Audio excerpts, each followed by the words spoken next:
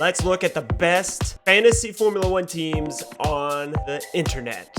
First off, I'd like to give shout outs to our average points by medium leagues. These are teams between 10 and 49. F1 Fantasy Trackers India Community League, boom, an average of 2,451 points. Only 10 teams, powerful teams. F1 Analytics, Feather League, Doyo, and Gamble to Survive. 2,393.9 points for the low end, but that's what's comparative to the high end for average points by large leagues. Those are leagues with 50 or more teams.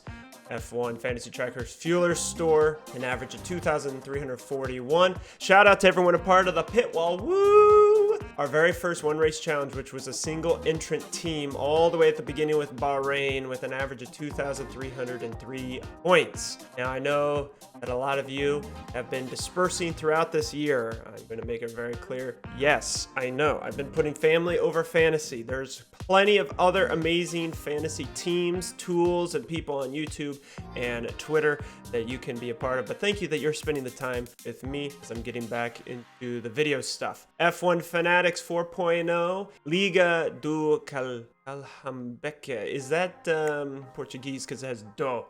And then FPL Irons. So these are our large leagues, which is why I'm proud of every single one of you that have joined us on the Pitwall, because our average points by our large leagues, last race at Hungary, boom, we got 2. Not only did we get our Pitwall Hungary League 2 with an average point of 148, we got our Spain Pitwall one race challenge at a 146.9. I'm always surprised when these one race challenges continue on and keep kicking. We even beat Neo Era Racing, Formula 33, and then shout out to E equals MC 2. I guess they're trying to make it MC squared with 150.5. Now that we've looked at the large leagues, let's look at team specific. In the world with 2,799 points is Manziel's Mustache. You notice because the summer break is now over, you get your Mega Driver and your wild card back. Let's look at Max T from Britain.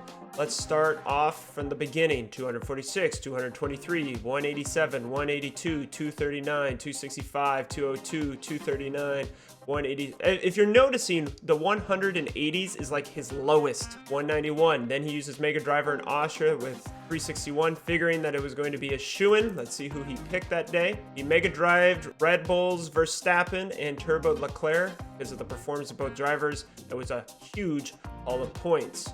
But even people can have problems when you're trying to balance out your teams and getting a little negative points here and there. But when you look at his last race at Hungary, 150, actually France was the lowest of his whole year, 135. And look at that, he had a solid amount of team. It was just with the DNF by Leclerc that did him in. But this last race at Hungary, 150 points. He's going with Verstappen, Leclerc, and Sainz. Something similar to what I'm trying to do, but we'll see when we get there. Shout out to Max T, just 50 points behind Jaco in New Zealand. And so you can see that he actually did better in France. Let's look at it when he also turboed. Okay, ooh, he had Schumacher that day. Okay, very nice. So he was able, as you can see, when you use your Mega Driver, when you use your turbos, what combination, that's what's going to make the difference. Let's go down throughout his season. Okay, as you can see here, he was getting very consistently, but he got under 180 a few different times, and that's where he was losing his. Shout out to Jaco in. And to round out the top 3 in the world, also from the UK, Ben Day, just 2 points behind. You can see he's going to have very similar results throughout the season, a little bit highs and lows. All 3 of these teams did their Mega Driver in Austria, probably because they wanted a consistent track that they knew that both Leclerc and Verstappen were going to do well on. And we're going to be keeping our eyes open for when we use our Mega Drivers moving forward. Let's go to the United States, my home country. We're going to see that this season I haven't been able to do as well compared to last season. Part of it is because, like I've said earlier, family over fantasy. A lot of events going on. My brother did just go to the Air Force, so you're probably not going to see him in any of our videos for a while. Thanks, Spencer, for joining in. But anyways, let's look at those that have been doing really well. Look at this. MLC from the US. You'll notice that his points, either a guy or girl, let me know in the comments below. I should have done research before this, but you're going to notice actually very similar. So the big difference was when the Mega Driver was used. Miami is when this person used their Mega Driver. And that is really the big difference between their score and #1 in the world using that Mega Driver. Also had a little bit lower in France and Hungary, so that is where you could be making points or losing points. Brian C, Carol Y, shout out to you. Keep it up. Top 3 in the United States. Now let's look at the Pitwall Global League, 1,183 of you. This league is designed for those who want to learn, because you can look at anyone at any time, see what lineups that they have. So we're going to look at our top 3. #1, DRS over JRS. Jason S, congratulations, 2,757. You are looking really good up there. He also used his Mega Driver in Austria. This was apparently the really good play. Almost 400 points for anyone who ended up using that in their combinations. And as we can see here, consistently over the 180s, just like those in the highest places. So congratulations, Jason. You are on good pace. Boutros R, shout out his his Instagram, I can see there. Weak France and Hungary, but also did the combination with the Mega Driver at Austria. So those that did that had the really good. Actually, you can see here, he isn't below 180 very often. That's probably where he lost his points, of course, also France. And then Ringa P, looking at his points, 255, 206. I'm realizing that this is probably really small for you guys to read and follow along. Let me know in the comments below, because maybe what I need to do is take screenshots and post them, because you can't read it. It's hard. He actually did okay in France with 120, still not too good with his Hungary-France combination. They were a little rough, but shout out to you guys. You'll notice that Phoenix right here, he has joined in our global league. Phoenix from India, he's an interesting guy, because if you look at our overall leaderboards, you'll see he's everywhere. Most valuable teams with 115 million. You'll notice he's over here, big values increases. He even has a team for the largest value decreases. So you see him in your community, you know that this guy's got a lot of different teams showing different ways to gain and lose money. Whew. 1 race challenge for Hungary. Now, I do want to say Stuart G, he put in the comments, why does it seem like you're giving me a beating? Okay, let's calm down and remember that this is a gray area for our Fantasy Formula 1 website. Okay, as you can see, anyone who submits a team after the deadline gets a 0. I guess that could potentially boost the stats later on. We have a rule that Relsec Racing tries to have a rule in which that only 1 team submission, because that's what it is. And so a single team submission. If we're going to put you on leaderboard, you got 1 team. Some people, though, Stuart was like, hey, why did it seem like they submitted teams after qualifying? I did not realize this, but I want to let you guys know. I guess there might be a way to submit a team after qualifying, because these teams go in for the following week. I'm not sure. Maybe there was a delay in the system, but you know, there is a potential unfair advantage if you're submitting a team after quality begins, but your teams are locked. So it's this weird gray area. But anyways, thank you for the 57 of you that joined our last 1 race challenge. And I want to encourage all of you who want to join in our next one. We're going to shout out that right now. If you would like your 1 race challenge, your 1 opportunity to get your 1 team on our 1 race challenge leaderboard, it's a championship that is over the whole season, then you can submit it here. Top 3 will get their points on gold, silver, and bronze, 25, 18, and 15 points. And you can find the code on the description below or on the screen. Please join in. I see a lot of you that have been around for a while. My dad has always been trying to get on the leaderboard, but if we can get at least 50 of you to join, then boom, you can be a part of the large leagues by a good performance. But back to last race, Hungary.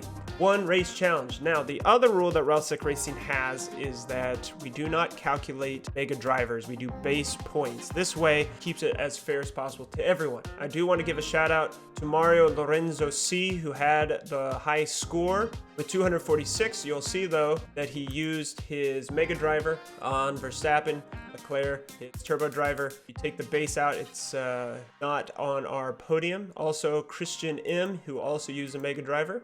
lineup there. But let's now go to our gold, silver, and bronze Citizen CR4, a brand new person. I think Ericsson hit us.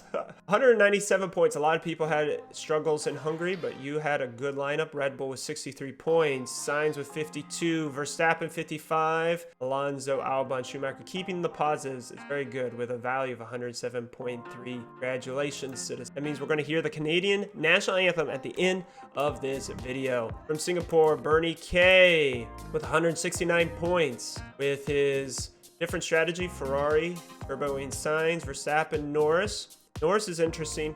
We'll have to see how he's looking forward. Alonso and Magnussen, the -1 point, but just 1 point separated. Second with 169 from third with 168. MJA, Hong Kong. Some of these flags are so small. You're like, what is that?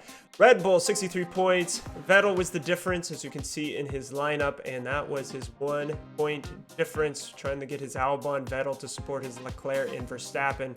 The other guy went in with Sainz, Verstappen. So shout out to the three of you getting on our podium. And then as we can see here, our leader in the championship, Stuart G, just 2 points behind. He's like, come on, guys, I want it. Actually, let's jump over there since we're thinking about it. Looking at our championship, some of them being first time on our leaderboard, but it still remains Stuart G at the top with 1 gold, 1 silver, 2 bronze, a total of 73 points. Right behind him, Keskor with 72 with consistent silver, silver, silver, silver. And CJM, 65 points. And then you start getting down to Levi O, Kim B, Ariel, Guillermo S, Anita G, Aman C, and Fakri Aryakusuma. If I said that right, let me know. If not, you can help me pronounce it. And Oluwatobi, and then Edwin G, Carlos E, Kyle P. Those are kind of the ties up to the top 10. I know I got in the top 11, but you know, shout out. You guys told me you want to hear more shout outs. I want to let you guys know I appreciate you in the community, and let's give you limelight time right now. Woo. That's our 1 race challenge. Now, here's some of the tools I like to let you know about. The price point. Okay, I haven't brought this out in quite a while, but what the price point is, and you can hit me up in YouTube comments or on Twitter, and you can say, hey, I would like a price point, okay? You just got to let me know. 1 team, 2 team, give me their lineups, the team salary cap, and that way I can put them in. So what I did here, for example, our last guy, Charles Cabernet, he asked a while ago, hey, Sainz and Bottas or Verstappen and Mick Schumacher? And what I do is I put in cost cap of 100 because he didn't tell me what the budget was, but that's fine. What this does is it shows the yellow of whoever was better. And so as you can see, we have 1, 2, 3, 4, 5 categories on the top where the Sainz-Bottas combination was stronger than the Verstappen-Mick Schumacher combination. In the bottom, we had 1, 2, 3, 4, 5 as well. But as you can see, the DNF percentage was a little higher, but as you can see, 9% versus 6%. But we do see that Sainz has had his issues and Schumacher has had his. But this is now where you can compare and see who seems to have a stronger lineup. And so, like I said, hit me up in YouTube comments. You can hit me up on Twitter or in Reddit so that I can do these, and I'll keep these posted, these price points. I can even duplicate them and have up to 5 or so. Which now brings us to this cool tool that came in this year. Shout out to GRP in our Discord who's made this available to many of us. It is called Team Calculator, or fantasytools.com. So this team calculator, if you've never used this before, what it shows you is the best teams for the different budgets. Now, a lot of you are saying, hey, I don't got 110 million. Well, then you can scroll down all the way down to 104. But let's say you say this is still too expensive, right? Well, then you can select your own team. You can put in your own price, your budget, and boom, it will tell it to you. Okay, well, let's go to my teams. This is where Hackerman has been doing crazy things. I decided to use my wildcard right out the gate. I've got 6 subs left in Team 1 and 7 subs left in Team 2. He was baiting. He has thousands and thousands of bots, and you say, what's Hackerman? Well, what'll happen is you'll have a guy peak and then switch them all out. And so I realized I was in trouble. So I got Mercedes for the first tick. I juggled over the Alpine, and I should have stuck with Mercedes. I would have got another $500,000, but I didn't know if he was going to start doing funny business. The only hit I took this whole time was a 0.1 loss with Guan Yu Zhou, but I needed 6 left because, as you see, this lineup here, pretty much there's only one guy who might stay. Everyone else might change out. And so I needed my 6 to be able to change everyone out.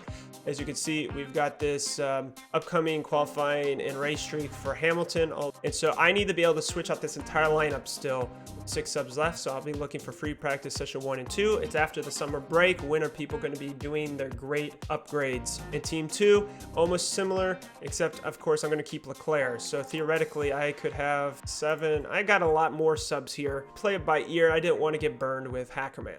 So let's say though we wanted to go, he said, okay, I've got a budget of 108.6 million. And I go to the team calculator and say I've got a budget of 108 million. Okay, so for my budget, they say the best combinations going into spots looking like having Red Bull as your constructor. That's something I have to keep in track of my teams, is because Red Bull is expensive. So how do you balance it out? And they say, okay, turboing Sainz. You don't see Leclerc anywhere in here, right?